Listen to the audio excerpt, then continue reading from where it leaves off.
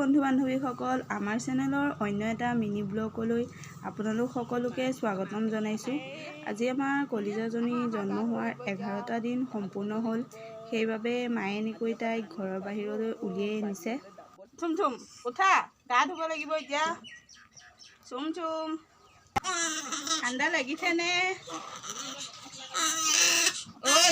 পিন্ধিবি এতিয়া। তাইক গা ধুৱাই হ'ল আৰু এনেকৈ নতুন চোলা এটা তাইক পিন্ধাই দিছোঁ। আৰু ভাইটিক পঠালোঁ বজাৰলৈ বুলি। সিও আহি পালে মিঠাই, ভুন্দিয়া, ভুজিয়া এনেকৈয়ে আনিব দিলোঁ।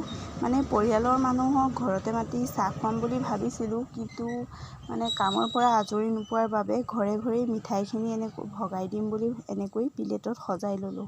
এয়া দেখিছেনে, মাছ কাটি কাটি এনেকৈ কলপাতত ৰখা হৈছে। আমাৰ এইফালৰ নিয়ম অনুসৰি 11 দিনৰ দিনা এনেকৈ পৰিয়ালৰ মানুহক মাছ বিতৰণ কৰা হয়।